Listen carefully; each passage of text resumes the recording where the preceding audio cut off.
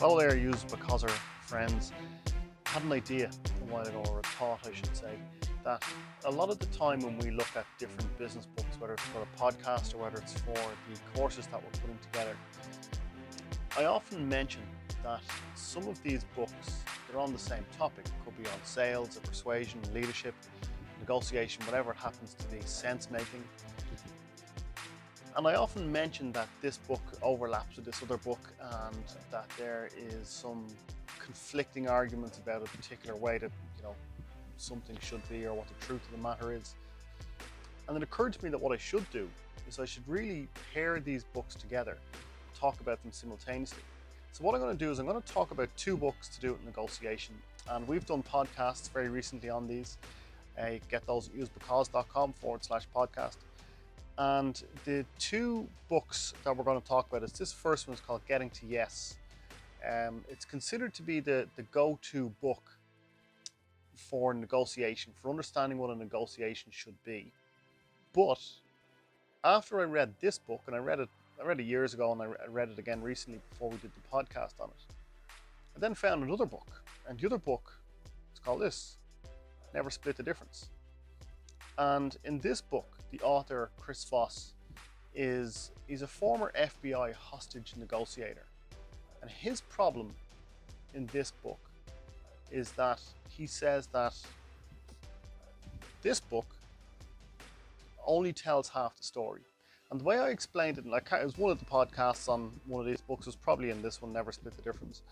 The way I explained it was that the map is not the territory, right? So think about what that means. If I want to go and climb a mountain somewhere, I can look at a map, and the map will tell me, the gradient at certain points. It'll tell me what path I should most likely aim for. But that's not the territory. It doesn't tell you what you will face weather-wise when you get there. It won't tell you what you will face with the people you're going with, whether they're going to be faster or slower than you. They won't tell you anything about the blisters you're going to get on your heels of your feet from your new hiking boots. The map is not the territory. The map only tells half the story. So in this book, Never Split the Difference, Chris Voss talks, he doesn't specifically use that example, that the map is not the territory, but it's the point he's making, is that this book is very good at laying out how, in a very clinical scenario, how a negotiation should go. But Chris Voss says that in reality, it isn't always possible to do what they say in Getting to Yes. So I spoke about both of these books in two separate podcasts. What I thought I'd do today is talk about both of them, talk about how what we like about both of them, and how they kind of differ. And I think it's hugely important to make sure that when you're trying to understand a topic, whether it's like this, negotiation, whether it's sales, persuasion, communication, leadership, whatever, right? There's no point reading one book. There's no point taking one course. There's no point listening to one person's opinion, because it is just that. It's one person's opinion. You have to make sure that you're taking information from lots of different areas, and really try to unlock the topic from as many different points of view as possible. Personally, what I do when I read one of these books, and when I read Getting to Yes, I always read those books, and I take in everything as if it's absolute fact. It's just uh, undeniable, right? These are just universal truths. And the reason I read a book like that is because it makes it easier for me personally to kind of take in this information and digest it then over the days and weeks after I've read it, and then decide, well, is that true or not? The second thing that I do then is that I try and find a book, or try and find something that counters the argument. Try and find somebody that is just as credible as the first author or the first person I've listened to, but possibly from a slightly different angle, or from a slightly different point of view, or completely opposing points of view, and weigh up the what's right and what's wrong. Now, what you'll find is in both of these books on negotiation, they both speak a lot of truth. But this one is the map, whereas this one is the territory. So Getting to Yes is the map, as in uh, it's the rules of how you go about organizing a negotiation, whereas this one is what you do when the shit hits the fan. That's kind of, when it's time to. I'll give you an example. I'll give you a direct example. In this book, he talks about just two authors in this one. they talk about something called BATNA, right? BATNA. And your BATNA is your best alternative to a negotiated agreement.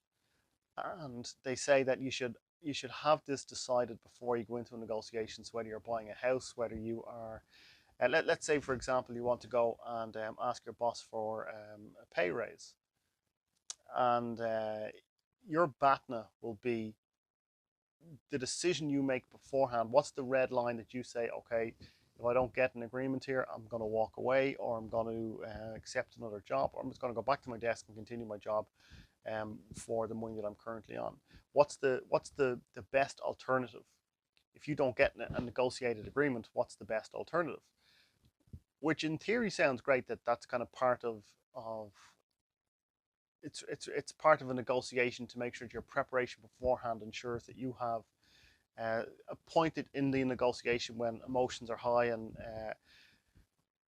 you might not be thinking clearly. You should have that written down, that if we get to this point, if the price gets to this number, if whatever the thing is, that's the point at which we'll walk away. So that's it. We cannot negotiate any further. It's a red line for us. Chris Voss, though, he makes the point that if you're a hostage negotiator, and he has been in a situation like this, and he talks about it in the book, he says, if there's somebody who has taken hostages in a bank, and he's outside the bank, and there's two hostages inside, you can't split the difference. You can't have a best alternative to a negotiated agreement. You can't say, well, you keep one hostage and I'll take one hostage and we'll call it quits. That would be a pretty poor return on on your time and effort, right, in that negotiation. So his point is that in reality, you should never split the difference. Now, there's certain things he talks about in Never Split the Difference for how to actually achieve that. But like I said, he doesn't totally disagree with getting to yes. He very much builds on it, I suppose. He kind of takes the theory off the page, the map, if you like, and puts it out into the real world and tests it.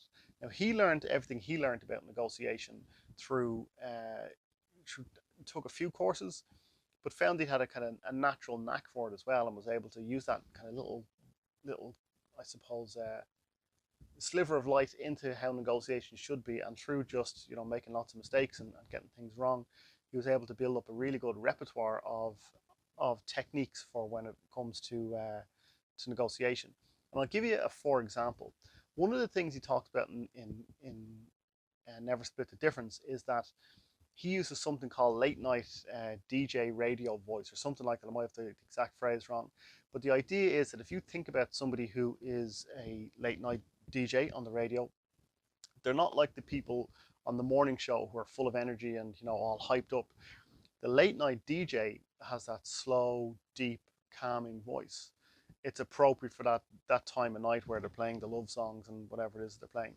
And he said a lot of the time when it comes to negotiations, what you need to do is you need to make sure that you're seeming in control, even if you don't feel like you are, is to make the other person feel like calm and relaxed, and to use what he calls the late night DJ voice, is to kind of slow everything down, and there's no rush, and let's kind of all calm down.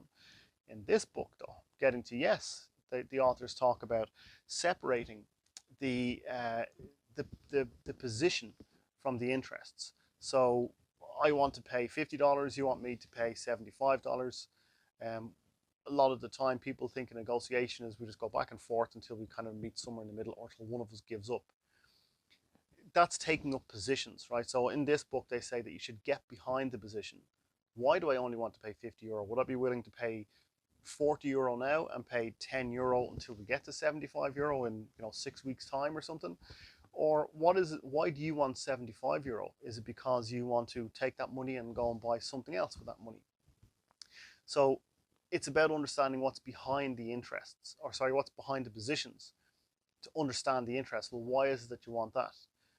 Why is it, rather than me saying I want this and you want that, why don't we figure out what it is we actually both want? And he talks in this book as well about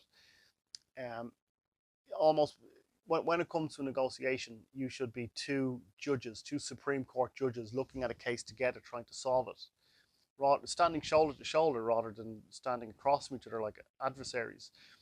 The two of us together are going to figure this out, right? The two of us, you want to sell it, I want to buy it. I want this much, I want to pay this much, you want to charge me that much, let's figure it out together. And he agrees in this book with that approach, with that theory.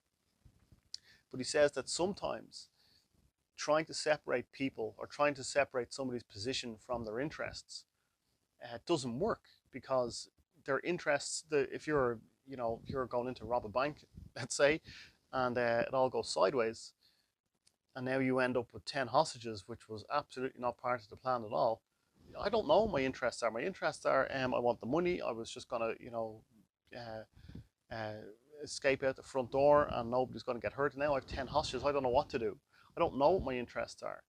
So that's where in Never Split the Difference he talks about, well, let's use the late night DJ voice, and see how we can go from here. So I suppose the key thing from both of these books is that there's a lot to be. What I would suggest you do, if you're interested in learning about negotiation from a couple of different points of view, is to go and listen to both of these podcasts on our website, and compare for yourself then which you think is correct, and which bits you can learn from, and which bits you can disregard. Hopefully none of you will ever find yourself on either side of a hostage negotiation, where you'll have to use this stuff. But his point in this book is, of course, that these techniques and these ideas can be applied everywhere. His problem in this book is that this book only really talks about the raw data of a negotiation. It doesn't allow for irrational human beings who are part of a negotiation. And actually, I'll finish with this. The fundamental thing he says in Never Split the Difference is that in getting to yes, it's very much they've assumed that people are rational, and by assuming that they're rational, then the rest of this stuff applies. But his point is that people are not rational. People are not making rational decisions. It's like in sales. I say this all. I think I probably say this in every podcast. But To Sell Is Human by Dan Pink, he makes the point, which we did 3 podcasts on that actually. It's one of my favorite books about sales, because his point is that we're all in sales in that book.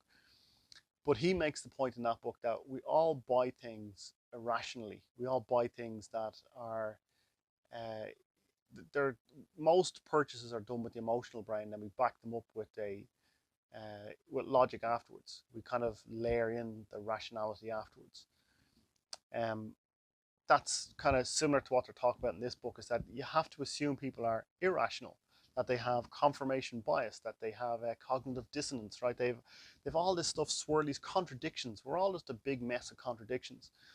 And you have to allow for that going into a negotiation. Even if the person sitting across from you is wearing a really sharp 3-piece suit and seems like they have all their ideas and their points together, at a certain point in the negotiation, they'll get hungry, they'll get thirsty, they need the toilet, they just get frustrated, they get cocky, they get egotistical, they start to lose their confidence. All of these things happen. We're all just a swirl of these things all the time.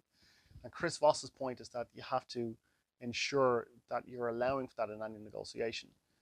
But in this book, this will set you up with the fundamentals of what a negotiation should be. And this book then, I suppose, is probably a pretty good follow-on. So that's it. I think it's an interesting way to look at what I'm going to do is I'm going to try and find another book on negotiation, and I'll compare it to one of these two. And I think that's how all of us together will start to move forward to understand negotiation, leadership, sales, persuasion, all these different things. I want to start comparing books and understanding them from different points of view, and understanding where they overlap, understanding where they conflict with each other, and then every individual themselves has to decide, well, what makes sense to me. Final thing I'll say, go to usebecause.com, have a look at our courses page. We take books like these and we convert them into digital courses. We make sure that you understand, remember, and deliberately practice through our, I guess you'd call it a suite of e-learning tools that we've built ourselves. I'm very proud of them. So go and have a look at usebecause.com and go to the courses page, and obviously then the podcast as well, which is one of the, I guess it depends when you're watching this video, but one of the most popular podcasts we've had recently is on sense making, actually, by quite a margin. For some reason, people seem to be interested, and that podcast specifically is about understanding data isn't the answer that we probably all thought it was. Big data, as they call it, there needs to be human intuition with it as well. So you need space for the humanities in the age of the algorithms. That's just an aside. So go to usebecause.com/podcast and go to usebecause.com/blog for some more ramblings about this kind of stuff. So until next time, use becausers. Talk to you soon. Thank you.